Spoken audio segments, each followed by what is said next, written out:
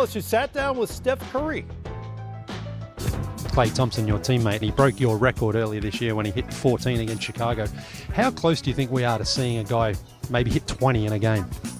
A long way away, for sure. I mean, a lot of things had to go right for me and Klay to, get over that 12 mark at the time for me to get 13, him 14. So, teams as a whole are shooting a lot more threes across the league, but it's tough to get that many good looks, and it takes a guy, obviously, the right system, the right set of circumstances in the game, and obviously you got to make shots. But I know we're going to keep pushing the envelope for sure. So it won't be for a lack of effort if me or Klay don't get there. Speaking of Klay as well, he had an AMA Reddit the other day, and one of the questions he was asked was if he was stranded on a deserted island, who would he want to be stuck with? And Steven Adams was one, Karl Malone was another, and you were the third. What I want to know is, if you were stuck on a deserted island, who's the one player you would not want to be stuck with? It's a weird answer. It'd probably be my brother, in terms of we grew up, all that back and forth, that competitiveness and whatnot. Maybe I would want him on there because we just compete to try to survive. I know you're a big golf fan.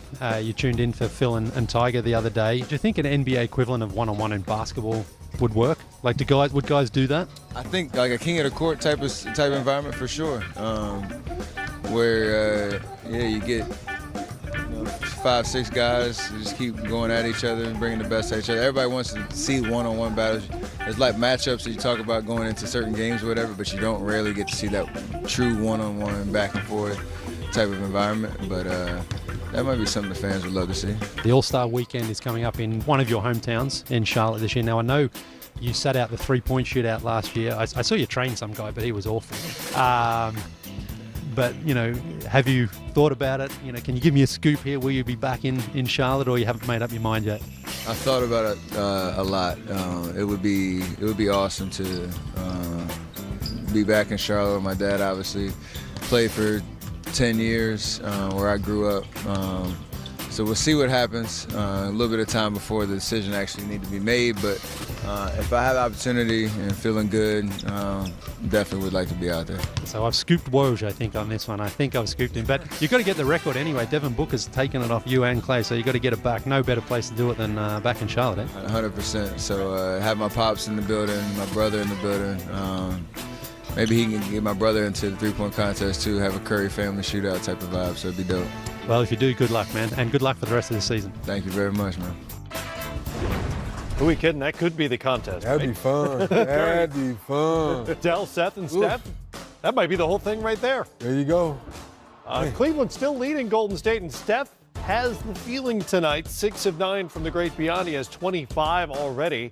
But with the Warriors trailing, figures to get big minutes tonight. Could be a big number by the end of the night. You hit it, Matt. The Cavs are competing, Sekou, so that means you have to stay on the floor. And as long as that flamethrower still got some heat left on there, you got to leave him on the floor. Better believe it. I don't know what. Listen, this Cavaliers team, they've been scrapping a little bit lately. Better lately. I don't know what Larry Drew said to him, but they have certainly, put up a fight a few times. And Colin Sexton, we didn't hear from him early on in this rookie year, starting to show some signs. I like what I'm seeing from him. Well, I think the trade with Alec Burke we were just talking about, he's another basketball player. So as they shuffle the deck, and we were just teasing in the break, there's no way you're going to replace LeBron James. And Sekou, you said it the right way. It shouldn't be looked at that way. Right. So now as you're rebuilding, you're bringing in basketball players, basketball minds, trying to play the right way. Larry Drew's been down this path before, being on a good team and things being rebuilt. So I think he's the right person for it right now, Sekou, is now can Kobe Altman bring in more players to bring in some good energy and guys wanting to play hard every night. You know what's interesting to me about their roster is Kevin Love, because they signed him to that extension. It's $120 million.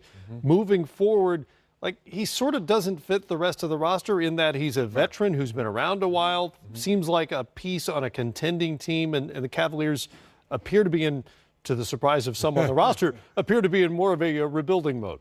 They're definitely in rebuilding mode, but I think for Kevin Love's talent, they took a chance and say, we're going to keep a seasoned veteran, a champion that has the skill set. We're shooting a lot of threes. Well, he can shoot the three. Yep. When in doubt, we still can throw him back down the post, and you can run some offense through him. The question is, when he comes back from his injury, where will he be? Obviously, the team's not playing for a playoff spot, but mentally, will he be prepared for next year when you bring in more talent?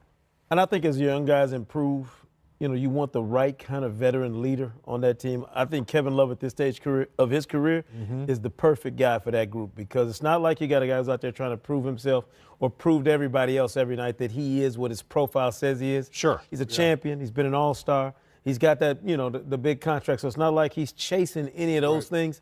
He's going to be about the greater good and what works for the group as opposed to just what works for Kevin Love. I like him as kind of that veteran piece that they're going to need this time next year and maybe beyond. Yeah, and presumably they've had this conversation with him, but you wonder what else he might want to get out of his career beyond the big contract, but that's beyond the championship he already has, but other competition moving forward. But Matt, you just said on the head that at this point in your career, I'm sure the respect of the conversation that him and Kobe Altman can have and say, hey, you brought me here. Thank you for the finals run with LeBron. I have a championship. I got the big contract. I'm healthy. I still want an opportunity to win. Now his contract is still with a, it's not one of those, oh my goodness, his last year he's making 40-something crazy. Right. So he can move him if he still wants to be competitive and win. We'll find out. Yeah. It's not small. No, it's not small. It's not 40-something. But it's not small. Maybe 37. Got some something. Hey, maybe It's 30, maybe 30, significant. maybe 37. It's significant. I'd put it like that. It's like 37. Might not be 45, but it's like 37. Not small.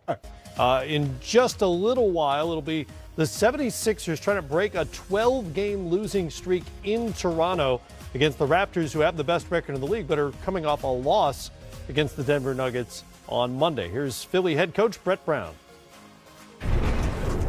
Coach, I know you said you have a selective amnesia from the last matchup here. How different is the team that you have tonight versus the one you had the first time around? I mean, I think it's very different. But the fact is we haven't won up here. We haven't won up here, and it's a combination of them being very good, and us sort of growing our program. And I think last year's team, you could legitimately say would have been a fair fight. But we respect them, and I think the last game that we played this year, this team as it sits is very different. Time with Kawhi in San Antonio and now coaching against him, how often did you find that teams offensively tried to avoid him, the defender, like whether that meant freezing out the guy that he was defending? Is that a real thing, or is that just kind of a myth? Ask that question differently. I think I know what you're saying. So, in essence, Would you avoid going at Kawhi's man because he's that good a defensive player? even if his man is a starter? Kawhi is that good.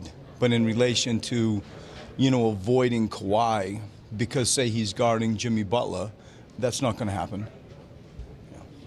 I feel like we've talked to you about Kawhi a lot, but what has Danny brought to this whole thing and what they do? That's a really good question. And when I'm watching them, I think the same thing in that I think that Danny is a security blanket for Kawhi. It's a comfort level. It's a friend.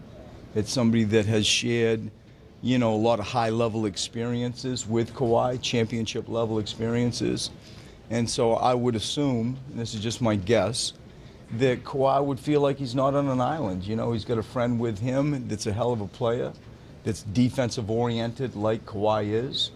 And I'm guessing it would be, a peace of mind type thing that Kawhi would have with Danny. Is he the kind of guy that's just naturally underrated by people? Because the stuff he does is a little more subtle. I think so. I think when we started studying him, and then we gave him a second chance. Really, he was in Cleveland, and we brought him back.